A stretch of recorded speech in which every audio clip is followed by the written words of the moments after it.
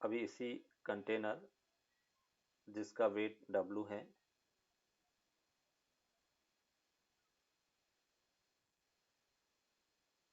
ये weighing machine है, और अभी इसमें एक फिंगर है, वो हमने इस टाइप से डिप की। एक फिंगर अपन कह रहे कि इसको विदाउट एनी मतलब कांटेक्ट है, केवल लिक्विड के कांटेक्ट में है, कंटेनर के कांटेक्ट में ये फिंगर नहीं है, और अपने इस टाइप से इस फिंगर को डिप किया। तो अभी जो नई वेइंग मशीन की रीडिंग है, वो रीडिंग इंक्रीज होगी या डिक्रीज होगी, ये अपने को फाइंड करना कि जो डब्ल्यू डैश है, ए डब्ल्यू डैश जो है वो डब्ल्यू के इक्वल होगा, या बी डब्ल्यू डैश है वो ग्रेटर देन डब्ल्यू होगा, सी डब्ल्यू डैश है लेस देन डब्ल्यू होगा, and D none of this.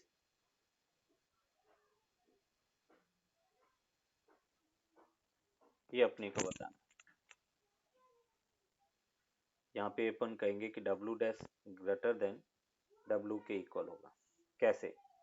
यहाँ पे अपन कह रहे कि जैसे ये फिंगर डिप किया, इस फिंगर पर बॉइंट फोर्स ऊपर लगेगा, और हमें पता है कि कोई भी फोर्स नेचर के अंदर पेयर के फॉर्म में एग्जिस्ट होता है।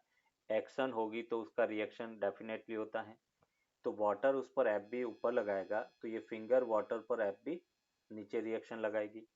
तो अभी जो नया वेट फोर्स होगा डब्लू, वो होगा डब्लू प्लस एफ बी के इक्वल, मतलब पहले की कंपेरेटिव अभी वेट फोर्स है वो इंक्रीज होगा।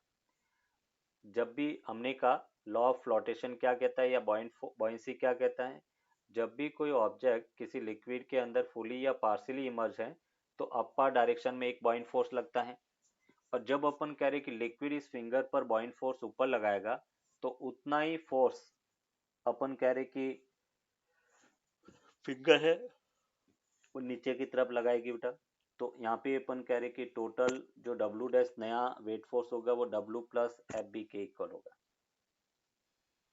इस कंटेनर में h हाइट तक लिक्विड फिल किया गया है, और एक आइस क्यूब है वो इस टाइप से फ्लोट कर रहा है। अभी ये आइस क्यूब जब मेल्ट होता है, तो लिक्विड की हाइट इंक्रीज होगी, डिक्रीज होगी, या कांस्टेंट रहेगी, या अपन कह रहे कि नन ऑफ दिस। अपने को पूछा गया है find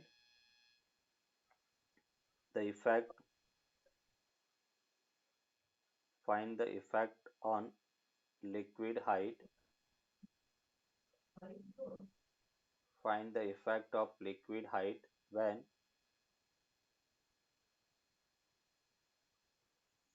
the ice get melt। जब आइस अपन कह रहे कि पूरा मेल्ट होता है, तो हाइट h पर क्या इफेक्ट होगा वो बेटा अपनी को फाइंड करना। अभी देखो इसमें किस टाइप से अपन देखेंगे। हम कह रहे कि जब आइस फ्लोट कर रहा है, तो डाउनवर्ड फोर्स क्या होगा बेटा mg, ऊपर क्या लगेगा बॉइंट फोर्स लगेगा। तो मैं यहाँ पे ये कह सकता हूँ कि बॉइंट फोर्स होता है बेटा वी आई रो एल जी बेटा इक्वल्स टू, और यहाँ पे वाटर है तो V I rho W G equals to बेटा एम आइस इंटू जी के इक्वल होगा। मतलब इनिशियली वॉल्यूम अपन देखे, वॉल्यूम डिस्प्लेस्ड वो होगा बेटा M ice upon rho W के इक्वल होगा। ये अपन कह रहे कि इनिशियली वॉल्यूम इमर्ज है।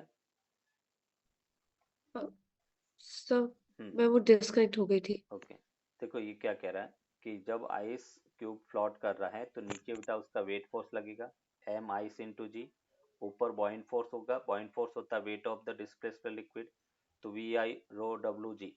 तो यहाँ पे अपन कहेंगे कि वी आई वो अपने को मिला M ice upon rho W. ये इनिशियली वॉल्यूम इमर्ज है बेटा, initially volume displaced by the ice cube है।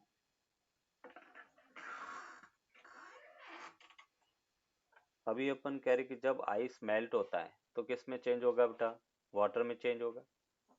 तो अपन कह रहे कि जब आइस मेल्ट होता है तो वो वाटर में चेंज होगा, तो फाइनल वॉल्यूम इनटू बेटा डेंसिटी ऑफ वाटर हो गया। तो final volume displaced by ice cube देखे तो वो क्या होगा, M ice upon rho W बेटा, दैट इज इक्वेशन सेकेंड हो गया।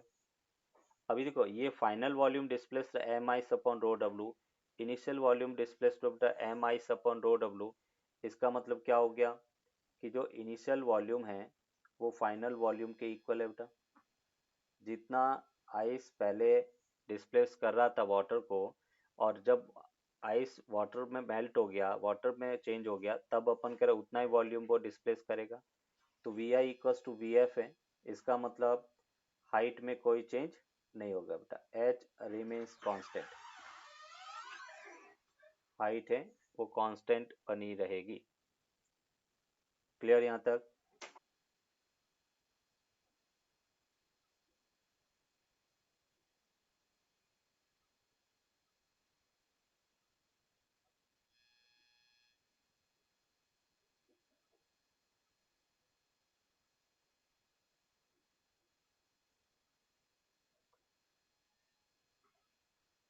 हाइट एच है।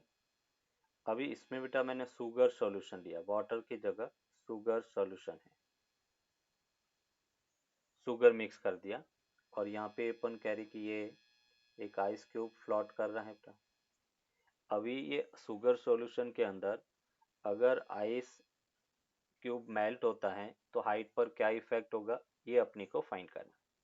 इसमें बेटा अपन कह रहे कि डाउनवर्ड फोर्स क्या होगा, weight force M ice into G बेटा, ग्रेविटी एक्सीलरेशन। ऊपर क्या होगा, वी आई अपन बेटा रो शुगर सॉल्यूशन इंटू जी बेटा, बॉइंट फोर्स होगा। तो देखो यहाँ से क्या मिल रहा है, V I rho sugar solution into G equals to बेटा एम आइस इंटू जी के इक्वल होगा। मीन्स यहाँ से अपन कह रहे कि इनिशियल वॉल्यूम डिस्प्लेस अगर देखे तो M ice upon rho sugar, that is equation one हो गया बेटा। इनिशियली जो आइस क्यूब है वो इतना वॉल्यूम डिस्प्लेस करेगा। अभी जब आइस पूरा का पूरा बेटा मेल्ट होगा तो किस में चेंज होगा, वाटर में चेंज होगा। तो मैं ये कह सकता हूँ कि volume into density of water बेटा, वाटर में कन्वर्ट हो रहा है।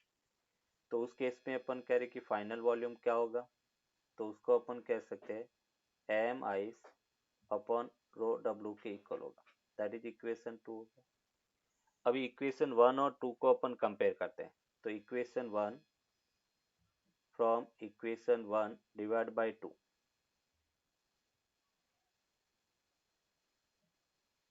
और equation one divide by two अगर देखें, वी आई ये बेटा V F equals to M ice upon rho sugar solution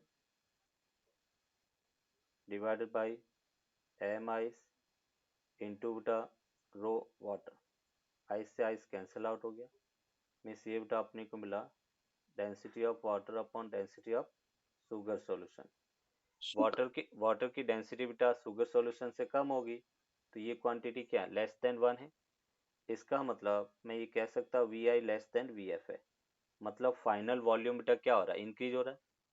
final volume increase हो रहा है तो लेवल हाइट है वो क्या होगा, इंक्रीज होगा बेटा। तो मैं ये कह सकता हूँ कि हाइट विल इंक्रीज बेटा। तो वाटर की हाइट है वो इंक्रीज होगा।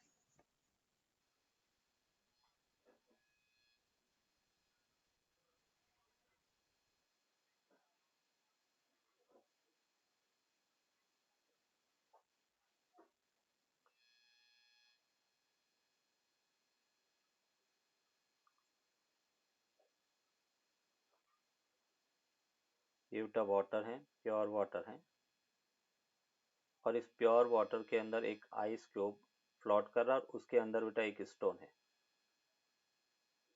आइस क्यूब के अंदर ये अपन कह रहे कि स्टोन है, ये आइस है। मतलब स्टोन आइस के अंदर है, और वाटर मतलब फ्रीज किया तो आइस बन गया, उसके अंदर स्टोन है। और अभी अपन कह रहे कि जब ये आइस मेल्ट होगा तो लिक्विड की हाइट पर क्या इफेक्ट होगा, वो बेटा अपने को फाइंड करना है। तो देखो अभी क्या करेंगे, अपन कह रहे कि डाउनवर्ड जो है वेट फोर्स होगा, एक तो आइस का होगा मास बेटा, एक स्टोन का मास होगा। मास होगा। तो वेट फोर्स क्या होगा बेटा, M ice plus M stone into G. Upper direction में बॉइंट फोर्स होगा एफ बी बेटा। तो ये इक्विलिब्रियम में है, तो मैं ये कह सकता हूँ कि V I rho W into G equals to M ice plus M stone into G के इक्वल होगा। जी से जी बेटा cancel out, means initial volume displace है वो होगा M ice upon rho W plus बेटा M stone upon rho W के equal होगा। दैट इज इक्वेशन 1 हो गया। अभी जब आइस मेल्ट हो जाएगा तो स्टोन बॉटम पे चला जाएगा बेटा। स्टोन फ्लोट तो नहीं कर सकता क्योंकि स्टोन की डेंसिटी वाटर से बहुत ज़्यादा होती है। तो हमने कहा अगर डेंसिटी ऑफ सॉलिड बहुत ज़्यादा है तो वो सिंक डाउन हो जाता है। तो यहाँ पे अपन कह रहे हैं कि जब वो मेल्ट हुआ तो फाइनल वॉल्यूम अगर देखें बेटा तो हम ये कह सकते हैं mass of the ice. Ice तो किस में कन्वर्ट हुआ, वाटर में, तो M ice upon rho W. अभी स्टोन अपने वॉल्यूम के बराबर वाटर को डिस्प्लेस करेगा तो M stone upon rho stone हो गया। That is equation 2। अभी देखो इस दोनों को कंपेयर करें तो फर्स्ट वाली क्वांटिटी तो बेटा दोनों में क्या है, कॉमन है। सेकेंड क्वांटिटी को अगर अपन कंपेयर करें तो V I upon V F वो बेटा अपने को मिला rho stone upon rho W, और ये ग्रेटर देन 1 होता है।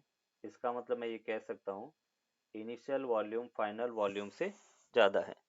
V I greater than V F है, और V I greater than V F मतलब फाइनल वॉल्यूम डिक्रीज हो रहा है बेटा। इसका मतलब हम कह सकते हैं कि height will fall down, liquid की हाइट है वो डिक्रीज होगा। क्लियर। नेक्स्ट एक और क्वेश्चन अपन देखते हैं।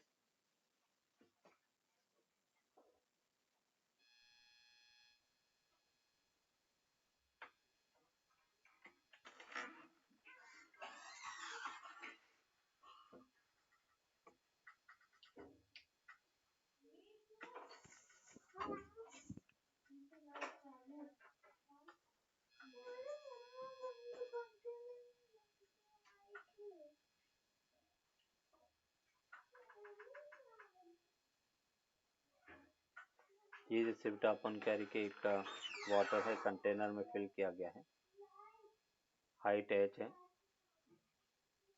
इसमें एक सिलिंड्रिकल बेटा वुडन ब्लॉक है,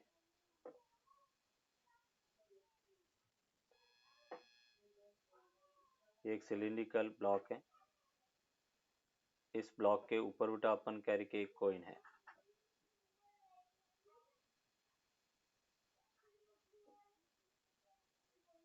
ये इसके ऊपर बेटा एक कॉइन रखा गया है। ये वुडन ब्लॉक है,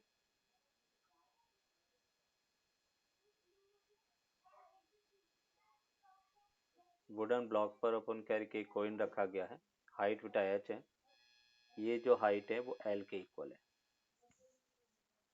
अभी अपने को कहा गया कि अगर कॉइन बेटा इसके अंदर ड्रॉप किया गया है तो एल और एच पर क्या इफेक्ट होगा। मतलब अपन कह रहे हैं कि फर्स्ट ऑप्शन ए है L will decrease H will increase, B है L will increase H will also increase, C point है L decrease H will also decrease, and D है H decrease L will increase and H will decrease. ये option है। अपने को बताना है कि कॉइन जब वाटर में ड्रॉप किया गया बेटा वुडन प्लांक से हटाकर, ब्लॉक से हटाकर, तो वाटर में जब कॉइन आता है तो एच और एल पर क्या इफेक्ट आएगा वो अपने को फाइंड करना। अभी देखो इनिशियली जब अपन बात करें इसका वेट फोर्स बेटा, तो वेट फोर्स डाउनवर्ड होगा। ये अपन कह रहे कि एम वुडन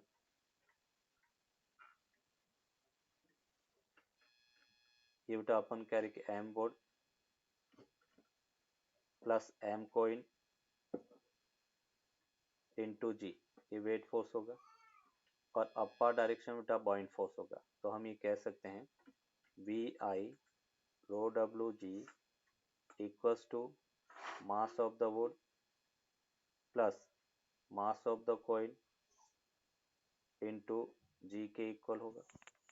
यहाँ से जी क्या हो गया, कैंसिल आउट हो गया, means V I that will be equals to mass of the wood upon density of water plus mass of the coin upon density of water बेटा। ये इनिशियल वॉल्यूम डिस्प्लेस है। अभी अपन कह रहे कि जब कॉइन बेटा इस वाटर के अंदर आता है तो फाइनल वॉल्यूम कॉइन अपने वॉल्यूम के बराबर बेटा वाटर को डिस्प्लेस करेगा। तो mass of the coin upon density of coin plus wood अभी भी फ्लोट करेगा बेटा, तो wood M wood upon rho W ये डिस्प्लेस कर रहा है। अभी देखो इसमें ये वाली क्वांटिटी दोनों में सेम है, तो सेकेंड क्वांटिटी को बेटा अपन कंपेयर करते हैं। सेकेंड क्वांटिटी को जब कंपेयर किया तो V I upon V F equals to rho coin upon rho W के इक्वल होगा बेटा। और ये क्वांटिटी बेटा ग्रेटर देन क्या है, 1 है। इसका मतलब मैं ये कह सकता हूँ V I greater than V F है, मतलब फाइनल वॉल्यूम बेटा कम डिस्प्लेस हो रहा है। फाइनल कम डिस्प्लेस होगा उस केस में हाइट बेटा क्या होगी, डिक्रीज होगी, तो एच विल डिक्रीज। ठीक है। और एच डिक्रीज होगा, कोइन अपन कह रहे कि वुडन ब्लॉक से नीचे आएगा तो एल है वो भी बेटा क्या होगा, डिक्रीज होगा। तो हम ये कह सकते हैं L and H both will decrease होगा, एल भी डिक्रीज होगा और एच है वो भी डिक्रीज होगा। ठीक है। अभी अपन देखेंगे ये सभी अपने बॉइंट फोर्स इन स्टैटिक फ्लूइड के अंदर देखा। अगर फ्लूइड बेटा अपन कह रहे हैं कि या कंटेनर एक्सीलेट कर रहा है तो बॉइंट फोर्स क्या होगा, तो यहाँ पे अपन कह रहे नोट करके अपन लिखेंगे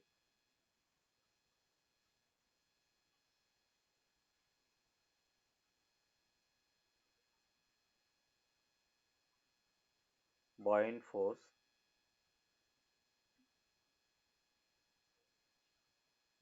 force in accelerated buoyant force in accelerated container। अगर एक्सीलेटेड कंटेनर है तो buoyant force को बेटा अपन लिखते हैं F B that is equals to V I rho L G effective के इक्वल होगा। अगर कंटेनर एक्सीलेट कर रहा है तो buoyant force बेटा क्या होगा, V I rho L G effective के इक्वल होगा। फॉर एग्जाम्पल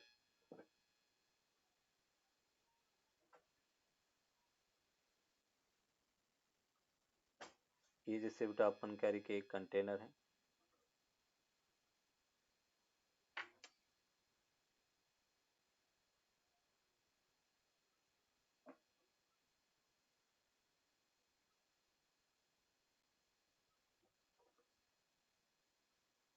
फर्स्ट केस में बेटा कंटेनर ए एक्सीलेशन से अपवार्ड जा रहा है, ए एक्सीलेशन से अपवार्ड मोशन कर रहा है।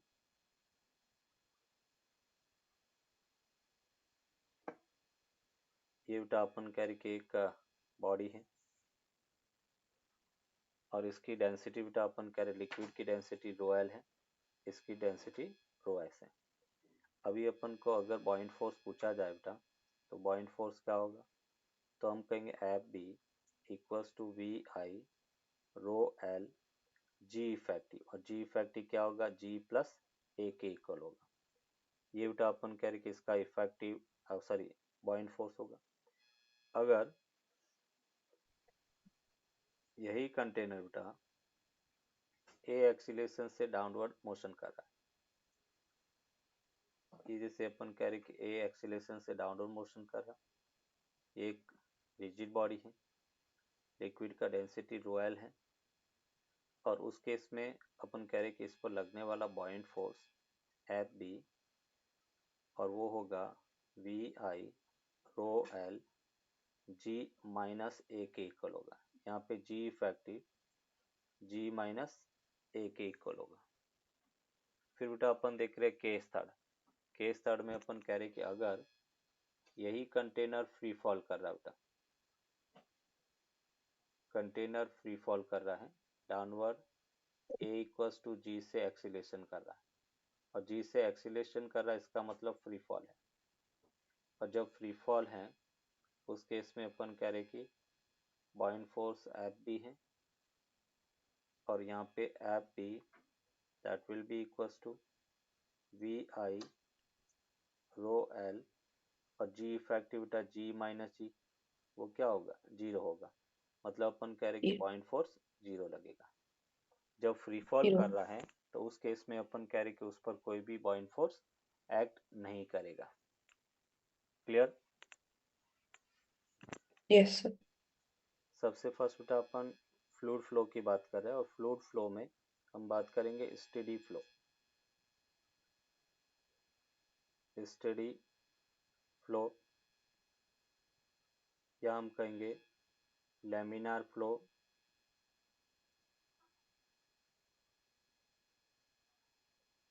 या हम इसको कहेंगे streamline flow. Streamline flow, steady flow किसे कहेंगे, ऐसा फ्लूइड फ्लो जिसमें किसी पॉइंट पर किसी पार्टिकल की वेलोसिटी हमेशा कांस्टेंट रहती है हर मोमेंट पर, तो इस टाइप के फ्लो को अपन स्टेडी फ्लो कहेंगे, या लैमिनार या स्ट्रीमलाइन फ्लो करेंगे। मतलब अपन कह रहे हैं the fluid flow,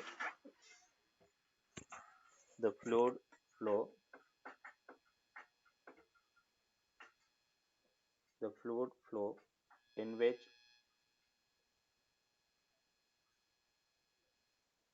the velocity of fluid particle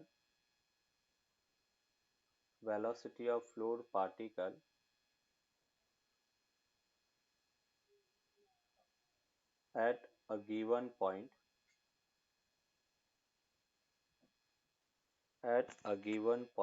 remains constant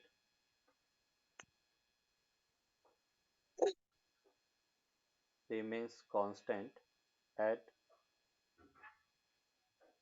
every moment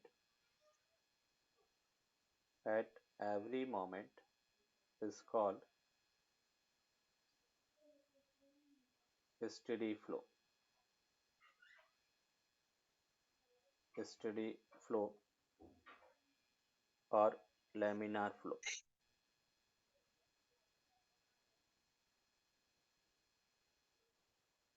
steady flow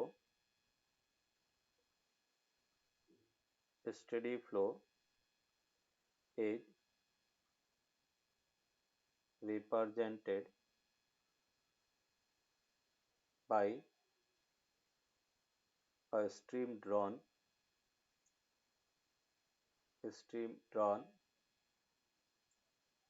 in the direction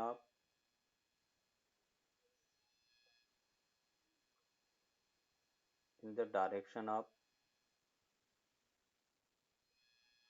fluid flow, hence it is also called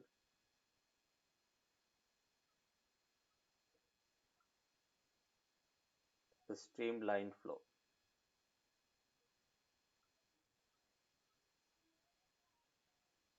streamline flow. तो यहाँ पे हम कह रहे स्टेडी, जैसे बेटा अपन कह रहे कि स्टेडी फ्लो को अपन स्ट्रीमलाइन से शो करते हैं। ये जैसे स्टेडी फ्लो है, अगर मैं कह रहा हूँ कि ये जैसे एक पॉइंट ए लिया, इस ए पॉइंट पर आने वाले हर पार्टिकल की वेलोसिटी बेटा हर मोमेंट कांस्टेंट रहेगी, मतलब ये कांस्टेंट है। एक दूसरा पार्टिकल ये बी है, तो बी पॉइंट पर अगर वेलोसिटी देखे तो बी भी ऑलवेज कांस्टेंट होगा।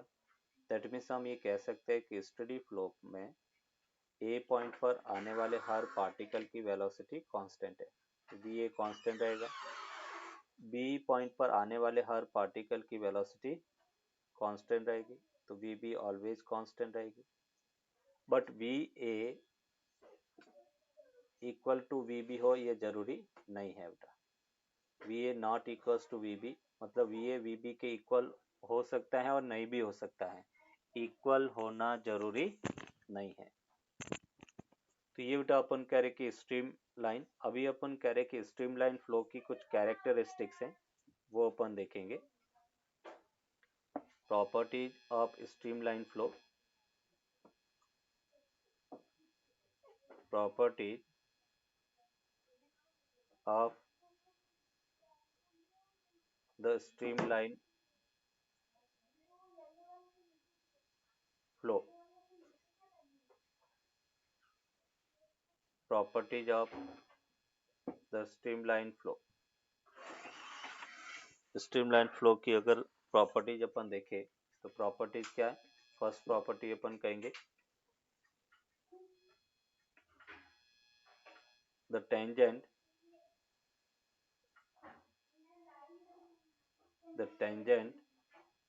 drawn on the stream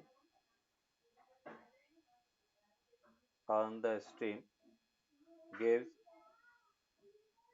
the direction of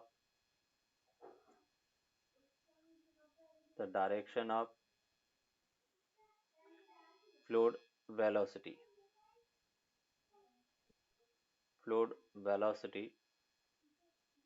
at that point। ये जैसे बेटा अपन कह रहे कि इस टाइप से स्ट्रीम है, ये स्ट्रीम फ्लो कर रही है, पर्टिकुलर पॉइंट पर बेटा अगर हम टेंजेंट ड्रॉ करें तो वो टेंजेंट उस पॉइंट पर वेलोसिटी की वैल्यू देगा, मतलब उसकी डायरेक्शन बताएगा। अगर जैसे ये पॉइंट यहाँ पर है, यहाँ पे टेंजेंट ड्रॉ करेंगे तो ये बेटा इस पॉइंट की वेलोसिटी अपने को देगा। फिर अपन कह रहे कि सेकेंड पॉइंट बेटा, दो स्ट्रीम कभी भी एक दूसरे को इंटरसेक्ट नहीं करती है, मतलब यहाँ पे अपन कहेंगे कि two strings never, sorry strings नहीं, two streams never intersect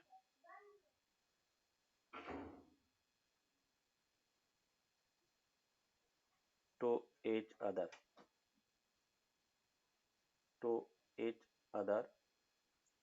because at the intersection point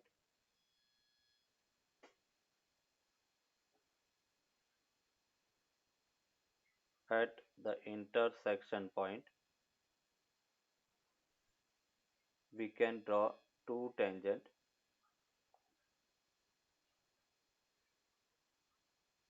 we can draw the two tangents which gives two different direction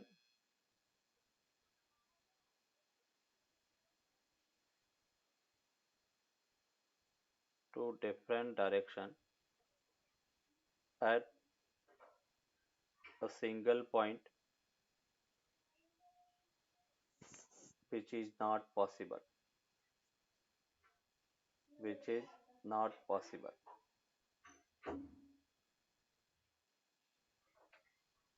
मतलब हम क्या कह रहे हैं, ये जैसे एक स्ट्रीम है, अगर इस टाइप से इंटरसेक्ट कर रही है, इंटरसेक्शन पॉइंट पर दो टेंजेंट ड्रॉ कर सकते हैं, एक टेंजेंट ये हो गई, दूसरा टेंजेंट ये हो गया।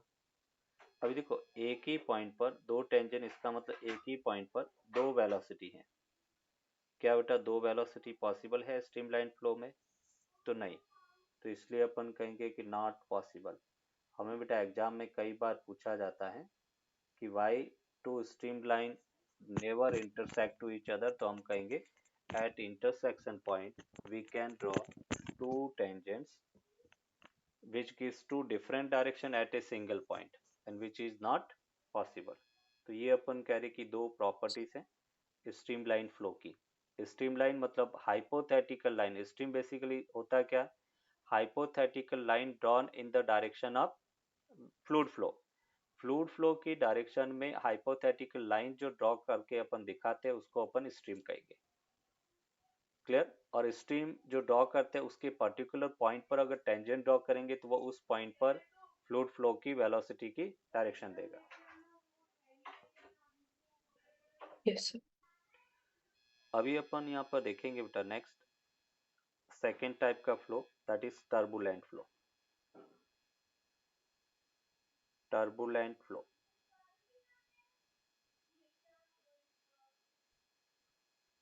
Turbulent flow. अभी अपन कह रहे कि ऐसा फ्लो जिसमें हर मोमेंट पर, हर जगह पर वेलोसिटी या फ्लूइड पार्टिकल की वेलोसिटी डिफरेंट होती है, उसको टर्बुलेंट फ्लो कहेंगे। मतलब अपन कह रहे the fluid flow,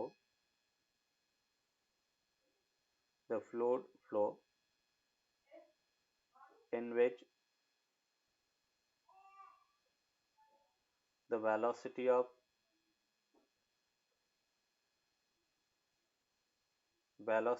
fluid particle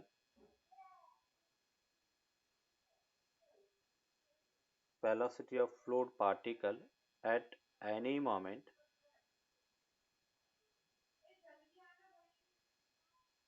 and at any time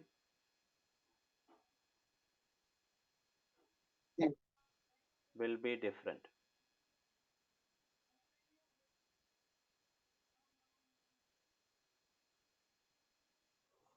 The fluid flow in which the velocity of fluid particle at any moment and at any time will be different is called turbulent flow.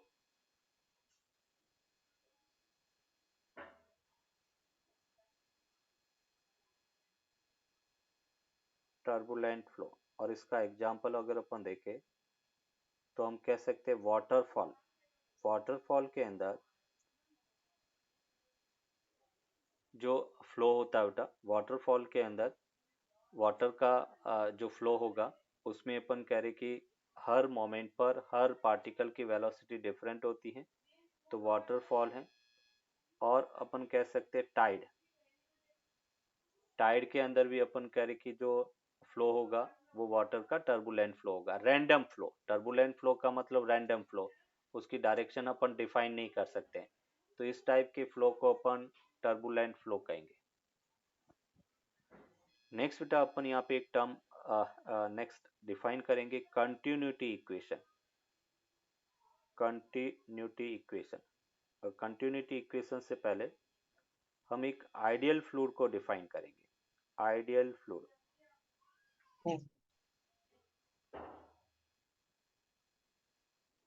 Ideal fluid का मतलब अपन कह रहे कि study A fluid, a non compressible,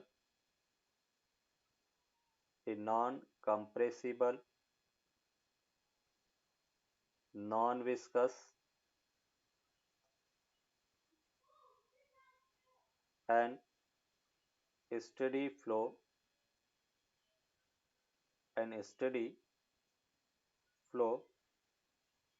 is called ideal fluid. मतलब अगर अपन simple ideal fluid की बात करेंगे तो ये प्रॉपर्टी मान के चलेंगे कि वो नॉन कंप्रेसिबल है, नॉन विस्कस है और उसका फ्लो स्टेडी है, तो इस टाइप के फ्लो को अपन एज ए आइडियल फ्लूइड कहेंगे। नेक्स्ट अपन देखते हैं बेटा कंटिन्यूटी इक्वेशन। ये इंपॉर्टेंट टूल है, continuity equation.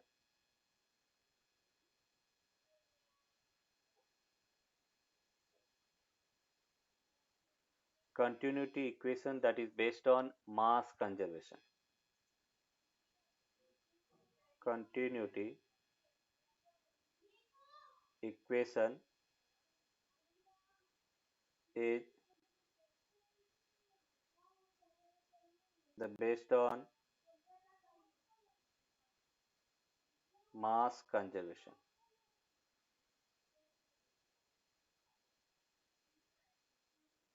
Continuity equation is based on the mass conservation. अभी इक्वेशन होता क्या बेटा, तो ये जैसे अपने पास डिफरेंट क्रॉस सेक्शन की एक ट्यूब है बेटा, इस क्रॉस सेक्शन का मतलब एंड, फर्स्ट एंड है उसका क्रॉस सेक्शन A1 है, सेकेंड एंड का क्रॉस सेक्शन बेटा A2 है। यहाँ पर एक एलिमेंट अपने फ्लूइड एलिमेंट लिया, और उसकी वेलोसिटी बेटा अपन कह रहे कि v1 है। दूसरा जो है उसकी वेलोसिटी v2 है। सपोज बेटा इसका ये लेंथ डेल्टा x1 है और उसका अपन कह रहे कि लेंथ डेल्टा x2 है। अभी जैसे बेटा पानी का पाइप है, तो पानी के पाइप में क्या होता है, जितना पानी इन होगा उतना ही पानी बाहर निकलेगा। तो मैं ये कह सकता हूँ कि अगर इसमें वाटर फ्लो कर रहा है तो हम कहेंगे कि delta m by delta T incoming liquid बेटा, rate of flow of incoming liquid equals to rate of flow of outgoing liquid बेटा। इस पाइप में अंदर आने वाला मास बाहर जाने वाले मास के इक्वल होगा। जितना लिक्विड इन होगा उतना ही तो बेटा आउट होगा। तो ये अपन कह रहे कि मास कंजर्वेशन हो गया। अभी मास होता क्या, वॉल्यूम इनटू डेंसिटी बेटा। तो देखो ये फर्स्ट एंड पर अगर इसका वॉल्यूम देखे, वॉल्यूम होगा क्रॉस सेक्शन इनटू लेंथ बेटा delta x1 into density rho हो गया अपॉन टाइम डेल्टा टी। फिर ये बेटा आपने लिखा A2 delta x2 into rho upon delta T बेटा। अभी डिस्टेंस अपॉन टाइम क्या होता है बेटा, स्पीड होता है। रो से रो तो कैंसिल आउट हो गया। तो यहाँ से अपने को मिला A1 V1 equals to A2 V2 बेटा। और ये बेटा अपने को मिला AV इक्वल्स टू कांस्टेंट, उसी को अपन बर्नौलीज उसी को कंटिन्यूटी इक्वेशन कहेंगे। AV इक्वल्स टू कांस्टेंट, यही बेटा कंटिन्यूटी इक्वेशन है। मतलब हम ये कह सकते हैं कि V is inversely proportional to बेटा क्रॉस सेक्शन। अगर क्रॉस सेक्शन कम होगा तो पानी की स्पीड बेटा वेलोसिटी क्या होगी, इंक्रीज हो जाएगी। अगर अपने को पानी को जैसे दूर तक भेजना तो हम क्या करेंगे, उसके क्रॉस सेक्शन को कम करेंगे। क्रॉस सेक्शन कम करेंगे तो पानी दूर तक जाएगा। तो यहाँ पे अपन कह सकते हैं कि जो स्पीड किसी ट्यूब से फ्लूइड की स्पीड है वो उसके क्रॉस सेक्शन के इनवर्सली प्रोपोर्शनल होती है। अगर क्रॉस सेक्शन ज़्यादा होगा तो स्पीड कम, क्रॉस सेक्शन कम तो स्पीड बढ़ जाएगी। इसी को अपन कह रहे हैं कि अगर जैसे बेटा फॉर कंप्रेसिबल फ्लूइड बेटा, ये जो अपने अबव फ्लूइड लिया था वो नॉन कंप्रेसिबल था। अगर कंप्रेसिबल फ्लूइड के लिए कंटिन्यूटी इक्वेशन देखें तो क्या होगा बेटा, A1 V1 row 1 equals to A2 V2 रो 2 बेटा। मतलब मैं ये कह सकता हूँ कि AV रो वो कांस्टेंट होगा कि किसी फ्लूइड के अंदर AV रो उसका प्रोडक्ट बेटा हमेशा कांस्टेंट होगा। तो कंप्रेसिबल फ्लूइड है, इसका मतलब डेंसिटी भी चेंज हो रहा है। तो फर्स्ट एंड पर डेंसिटी रो 1 है तो सेकेंड एंड पर डेंसिटी रो 2 हो जाएगा। तो एक रो 1 और रो 2 ये भी एक्स्ट्रा टर्म ऐड हो जाएगी। ये किसके लिए है, अगर फ्लूइड कंप्रेसिबल है। हालांकि कंप्रेसिबल फ्लूइड से रिलेटेड अपने को क्वेश्चन नहीं पूछते, ये एक इंफॉर्मेशन के लिए अपने बताया। हमें मोस्टली नॉन कंप्रेसिबल फ्लूइड के बारे में ही पूछा जाएगा। क्लियर? यस। अभी नेक्स्ट जो हम देख रहे हैं वो वेरी वेरी इंपॉर्टेंट है। एग्जाम में डेफिनेटली बेटा उससे रिलेटेड क्वेश्चन, उसका प्रूफ अपने को पूछा जाता है। तो नेक्स्ट है बर्नौलीज थ्योरम।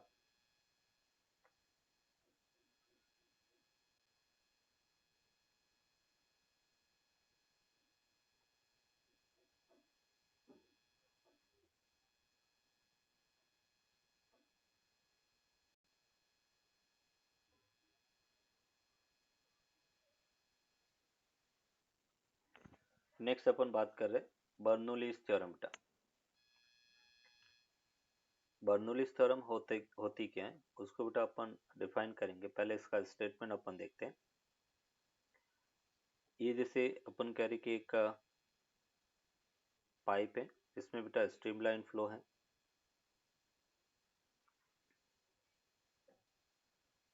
फर्स्ट एंड की हाइट बेटा h1 है, सेकेंड एंड उसकी हाइट बेटा h2 के इक्वल है। ये इसको मैंने एज ए रेफरेंस लिया बेटा। फर्स्ट एंड है उसका प्रेशर P1 है, सेकेंड एंड का प्रेशर बेटा P2 है। ये जैसे एक फ्लूइड पार्टिकल है, पहले P1, यहाँ पे बेटा अपन कह रहे कि उसकी स्पीड V1 है। इस पॉइंट पर उसकी स्पीड v2 है। तो बर्नौलीज थ्योरम क्या कहता है? तो यहाँ पे बेटा अपन कहेंगे कि Bernoulli's theorem is based on work energy theorem. First point अपन लिखेंगे, Bernoulli's theorem is based on work energy theorem।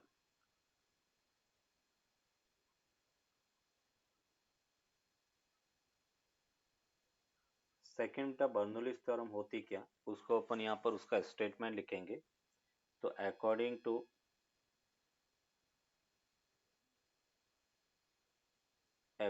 To Bernoulli's theorem,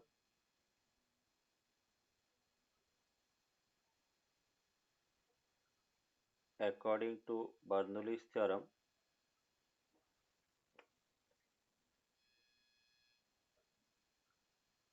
for non-viscous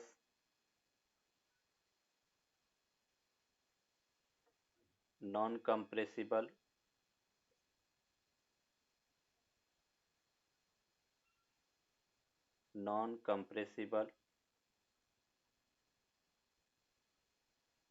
and steady flow and streamline flow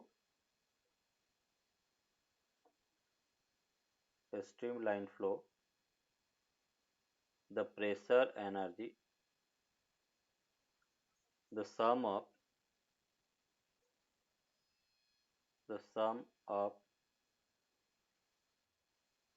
pressure energy per unit volume,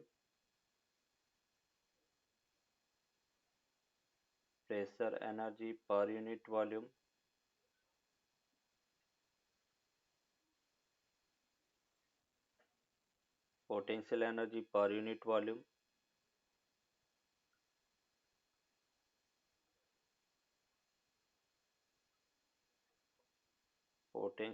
per unit volume,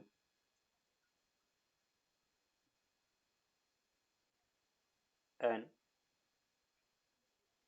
the kinetic energy per unit volume remains constant।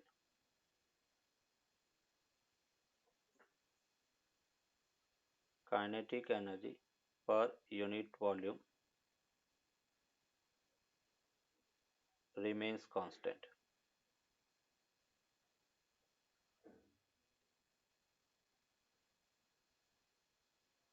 मतलब हम ये कह सकते हैं कि pressure energy P per unit volume, potential energy rho ji h and kinetic energy per unit volume that is half rho we square, और ये constant रहता है। तो कोई अगर fluid non viscous, non compressible और स्ट्रीमलाइन फ्लो है तो उसके लिए बेटा sum of the pressure energy per unit volume, potential energy per unit volume and kinetic energy per unit volume हमेशा कांस्टेंट रहता है। तीनों एनर्जी का जो सम है वो ऑलवेज कांस्टेंट रहता है। P plus rho ji H plus half rho we square equals to constant. Clear बेटा यहाँ तक? Yes sir. अभी अपन कह रहे कि जो P यहाँ पे हमने लिखा है, तो P बेसिकली है बेटा P delta V upon delta V, और उसको अपन कहेंगे pressure energy per unit volume, pressure energy per unit volume.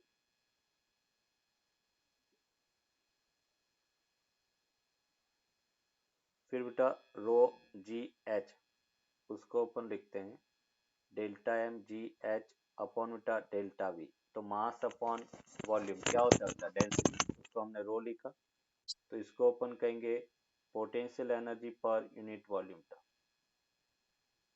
Potential energy per unit volume.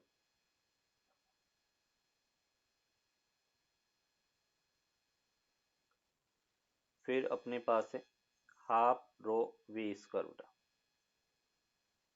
और ये है half delta M V square upon delta we बेटा volume.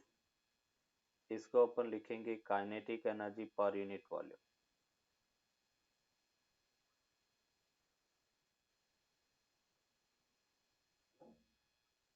Kinetic energy per unit volume. तो इस टाइप से अपन कह सकते हैं कि pressure energy, potential energy and kinetic energy per unit volume का सम ऑलवेज कांस्टेंट रहता है। तो ये तो बेटा इसका स्टेटमेंट हो गया, अपने को एग्जाम में पूछा जाएगा state and prove the Bernoulli's theorem. अभी अपन इसका प्रूफ देखेंगे कि ये बर्नौलीज थ्योरम की सम किस टाइप से इसका इक्वल होता है, इसका प्रूफ अपन देखते हैं। प्रूफ में बेटा अपन कहेंगे कि ये जैसे एक पाइप है जिसमें स्ट्रीमलाइन फ्लो है, ये फर्स्ट एंड जिसकी हाइट रेफरेंस से h1 है, सेकेंड हाइट बेटा h2 है। यहाँ पे अपने एक एलिमेंट लिया,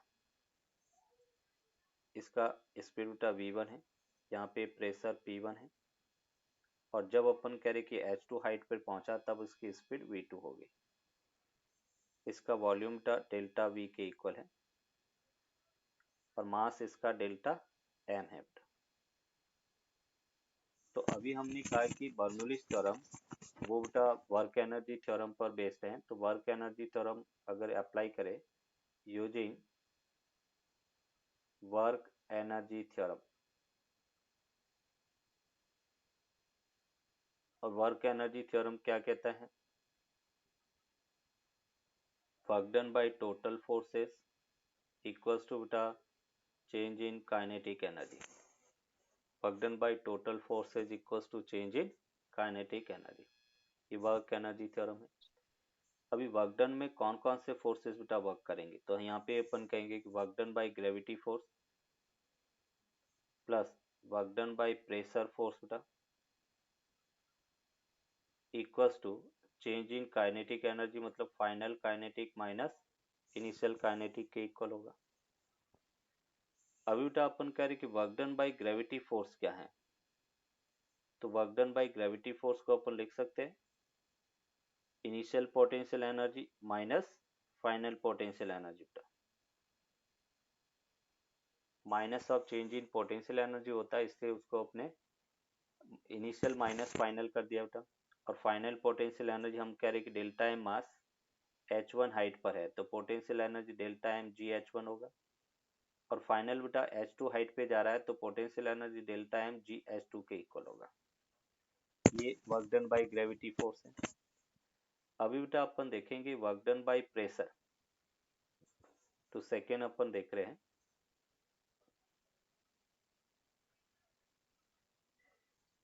वर्क डन बाय प्रेशर बेटा, और वर्क डन बाय प्रेशर में अपन कहेंगे इनिशियली प्रेशर बेटा P1 डेल्टा V, ये initial work done, minus P2 delta V बेटा, ये फाइनल वर्क डन हो गया। और चेंज इन काइनेटिक एनर्जी बेटा देखे डेल्टा के, तो हम कह सकते हैं final kinetic energy half delta M, final speed v2 तो v2 का स्क्वायर, इनिशियल बेटा half delta M into v1 का स्क्वायर। अब ये पूरी वैल्यू बेटा वर्क एनर्जी थ्योरम में अपन लिखे तो work done by gravity force बेटा अपने को मिला delta M G h1 minus delta M G h2, फिर वर्क डन बाय प्रेशर बेटा अपने को मिला P1 delta V minus P2 delta V equals to change in kinetic energy half delta M V2 का square minus half delta M V1 का square बेटा, यह हमने लिखा। अभी देखो यहाँ पे अपन क्या करेंगे कि delta M G h1 plus P1 delta V बेटा 1 को एक तरफ और 2 को एक तरफ रखेंगे तो हाफ डेल्टा एम V1 का square equals to delta M G h2 बेटा plus P2 delta V plus half delta M V2 का स्क्वायर, ये हमने लिखा। अभी अपन क्या लिखेंगे, इस पूरी इक्वेशन को डेल्टा V से डिवाइड करते हैं। तो बाय डिवाइडिंग, क्योंकि हमें पर यूनिट वॉल्यूम चाहिए होता, by dividing above equation to delta we बेटा, वॉल्यूम से डिवाइड किया तो देखो हमें क्या मिलता है, delta f g h one upon delta we बेटा, plus p one delta v upon delta v, plus half delta m delta v v one का square equals to delta m upon delta v g h two बेटा, plus p two delta v upon delta v, plus half delta M we two का square upon delta we बेटा। अभी देखो अपन क्या लिखेंगे इसमें, mass upon volume बेटा, और उसको अपन डेंसिटी लिखेंगे, delta m upon delta v that is rho बेटा, डेंसिटी है। अब ये वैल्यू जब अपन रखेंगे तो देखो क्या मिलता है, रो जी h one plus p one हो गया, प्लस बेटा हाफ रो वी वन का square equals to rho ji h two plus p two plus बेटा हाफ रो वी टू का स्क्वायर, और उसको अपन लिख सकते हैं पी वन मतलब पी प्लस रो जी एच प्लस बेटा half rho we square equals to constant. इसी को अपन बर्नौलीज थ्योरम कहेंगे बेटा, p plus rho ji H plus half rho we square equals to constant, that is called Bernoulli's theorem.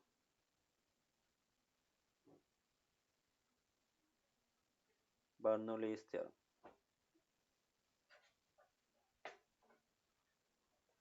मतलब pressure energy per unit volume, potential energy per unit volume and बेटा kinetic energy per unit volume का जो सम है वो बेटा constant रहता है। Clear यहाँ तक?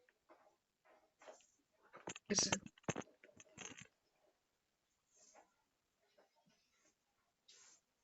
अभी देखो इसका बेटा अनदर फॉर्म देखे, अनदर फॉर्म क्या है, तो यहाँ पे अपन कह सकते हैं इस पूरी इक्वेशन को हम रो जी से डिवाइड करते हैं, तो pressure energy p upon rho g बेटा प्लस एच हो गया प्लस बेटा v square upon two ji.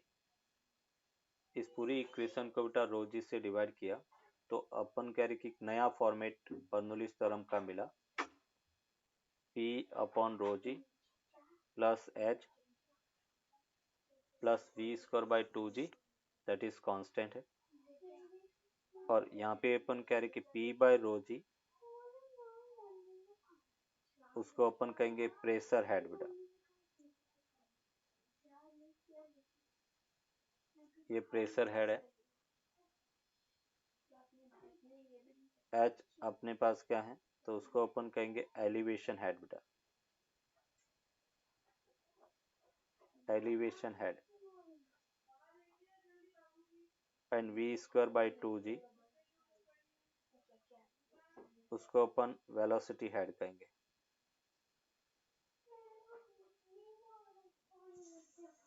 P by rho g बेटा कभी कभार अपने को पूछा जाता है फाइंड द बेटा प्रेशर हेड, तो pressure head p by rho g. Head क्यों कहते हैं, क्योंकि इन सबकी डायमेंशन बेटा मीटर डिस्टेंस की डायमेंशन होता है, इसलिए इसको अपन हेड कहेंगे। P by rho G that is pressure head, H बेटा एलिवेशन हेड है, और V square by two G velocity head है, और इन सबकी डायमेंशन मीटर के डायमेंशन के इक्वल होगा बेटा। डिस्टेंस की जो डायमेंशन होती है इसलिए इसको अपन दूसरा टर्म बेटा हेड कहते हैं। तो अनदर फॉर्म में हम ये कह सकते हैं कि according to Bernoulli's theorem the sum of the pressure head, elevation head and velocity head हमेशा कांस्टेंट रहता है। तो अनदर फॉर्म अगर बर्नौलीज देखे बेटा, another form of Bernoulli's theorem, another form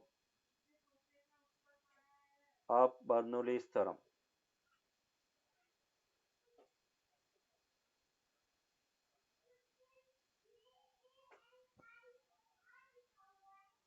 वो क्या कहते हैं, for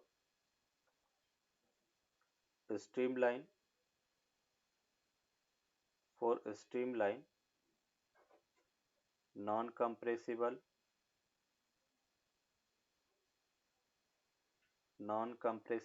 and non-viscous flow, the sum of pressure head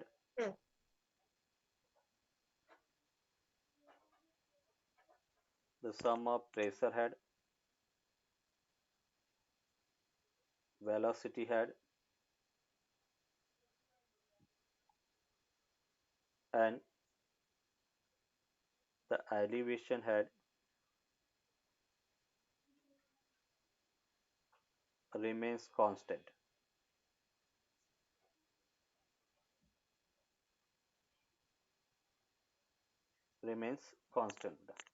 तो ये बर्नौलीज थ्योरम का अनदर। अपने को बेटा एग्जाम में कई बार मतलब ये पूरा पूछा जाएगा। स्टेट मतलब 4 मार्क्स के अंदर ये पूछा जाता है, state and prove the Bernoulli's theorem. तो ये वेरी वेरी इंपॉर्टेंट है और हर अल्टरनेट एग्जाम में इसको पूछा जाता है। जब भी आपका एग्जाम होगा और फ्लूइड मैकेनिक्स अगर पढ़ाया हुआ है तो ये क्वेश्चन डेफिनेटली पूछा जाता है। State and prove the Bernoulli's theorem. Clear? Application of Bernoulli's theorem, ये बर्नौलीज थ्योरम है। अभी इसका एप्लीकेशन बहुत वास्ट एप्लीकेशन इसके है। तो नेक्स्ट अपन देख रहे हैं application of Bernoulli's theorem.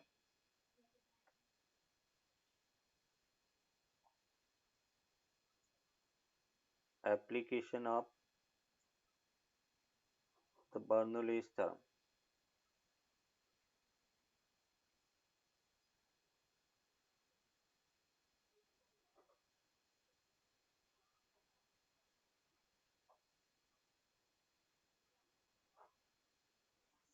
An application of the Bernoulli's theorem में फर्स्ट एप्लीकेशन अपन देखेंगे अप थ्रस्ट।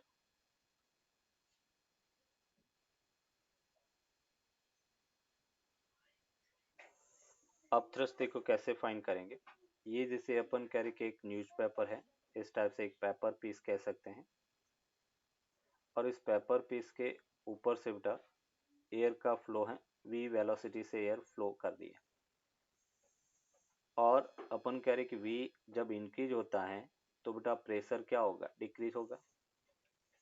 पेपर के नीचे वेलोसिटी बेटा कम है क्योंकि नीचे कोई एयर फ्लो नहीं हो रही है, पेपर के ऊपर से एयर फ्लो हो रही है, तो वेलोसिटी डिक्रीज होगी तो प्रेशर बेटा क्या होता है? इंक्रीज होता है। क्योंकि अभी हमने कहा है कि P प्लस रो जी एच प्लस बेटा हाफ रो वी स्क्वायर, इसका कांस्टेंट जो सम है हमेशा कांस्टेंट होगा। अगर वेलोसिटी अगर बढ़ रहा है बेटा तो प्रेशर को कम होना पड़ेगा क्योंकि हाइट का डिफरेंस यहाँ पे नेग्लिजिबल है। तो हम कहेंगे कि जब वेलोसिटी बढ़ रहा है तो प्रेशर कम, तो ऊपर प्रेशर कम नीचे प्रेशर ज़्यादा।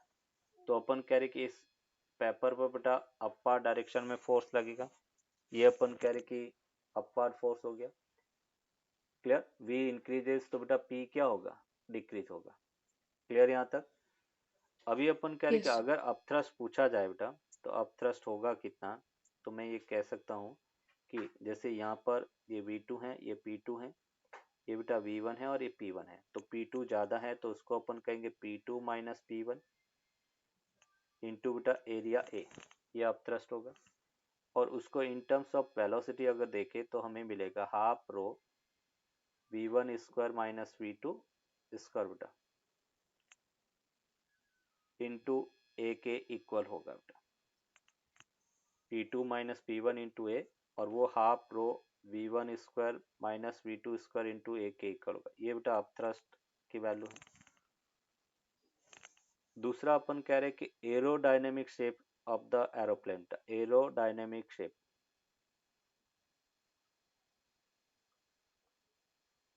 एरोडायनेमिक शेप, एरोडायनेमिक शेप क्या होता है?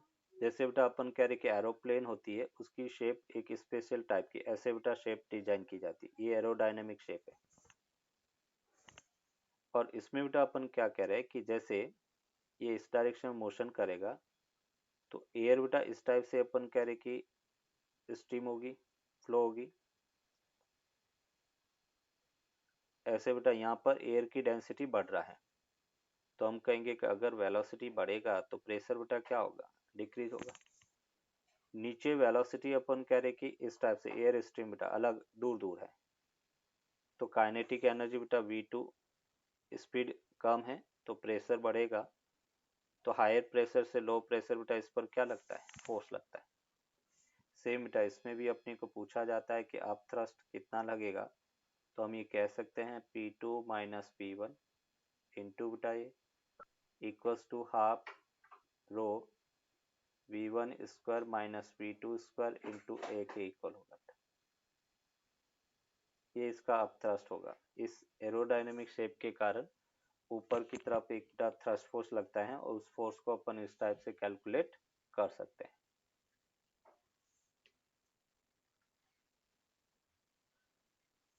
नेक्स्ट देखो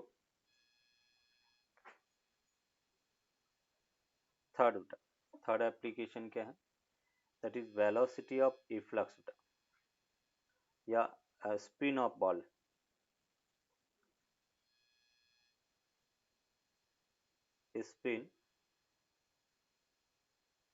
स्पिनिंग ऑफ बॉल, बॉल का स्पिन होना, और इस बॉल का स्पिन होना उसको बेटा अपन मैग्नस इफेक्ट कहते हैं। मैग्नस इफेक्ट, मैग्नस इफेक्ट क्या है, देखो spinning of ball, Magnus effect अपन यहाँ पे कैलकुलेट करेंगे, मतलब देखेंगे। ये जैसे बेटा एक बॉल है और बॉल कुछ इस टाइप से बेटा फ्लो कर रही, मतलब एक तो हमने स्ट्रेट थ्रो किया इस टाइप से, जब स्ट्रेट थ्रो करेंगे तो बेटा अपन कह रहे कि दोनों तरफ एयर इस टाइप से होगा, मतलब बॉल स्ट्रेट जाएगी, उस पर कोई भी बेटा फोर्स नहीं लगेगा। अगर इसी बॉल को ध्यान से देखना है बेटा, हम क्या कर रहे हैं, अपर डायरेक्शन में ऐसे रोटेट करता हुआ उसको वेलोसिटी दी विथ रोटेशन बेटा, तो उस केस में अपन कहेंगे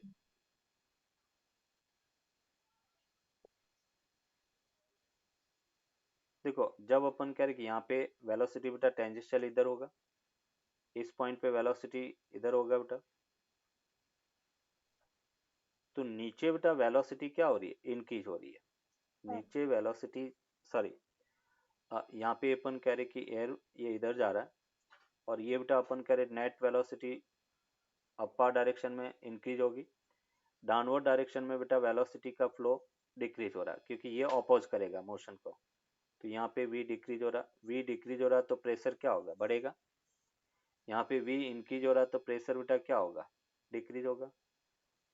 और हाई प्रेशर से बेटा लो प्रेशर क्या लगता है, फोर्स लगता है। तो देखो क्या होगा, क्रिकेटर बैट्समैन जैसे ही बॉल खेलने लगेगा, अचानक से बॉल अपने पाथ से चेंज हो गई, अपना पाथ चेंज कर दिया बेटा, तो उस केस में अपन कह रहे हैं कि बॉल रैंडम पाथ पे मोशन करेगी, मतलब कभी ऊपर जाएगी कभी नीचे जाएगी, तो इस टाइप की बॉल को अपन स्पिन होना कहते हैं। अगर यही टर्निंग अपन नीचे की तरफ दे, जैसे अपन कह रहे कि एक बॉल है और इसको बेटा अपने इस टाइप से नीचे की तरफ रोटेशन दिया और फिर भी स्पीड से थ्रो किया, इस पॉइंट पे टेंजेंट बेटा इधर होगा, इस पॉइंट पे टेंजेंट इधर होगा। अभी अपन इसका एयर फ्लो अगर ड्रॉ करें बेटा,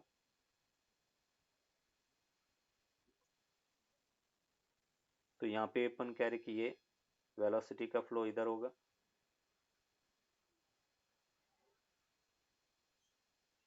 इसमें बेटा फ्लो इधर होगा, यहाँ पे वेलोसिटी v इंक्रीज हो रहा है तो प्रेशर बेटा डिक्रीज होगा, यहाँ पे v डिक्रीज हो रहा है तो प्रेशर इंक्रीज होगा, मतलब हाई प्रेशर से लो प्रेशर बेटा फोर्स नीचे की तरफ लगेगा।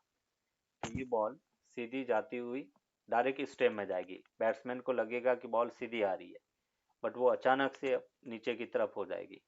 तो ये बेटा कंसेप्ट है जिसे अपन कहेंगे स्पिनिंग ऑफ बॉल, और इस इफेक्ट को अपन मैग्नस इफेक्ट कहते हैं। क्लियर बेटा।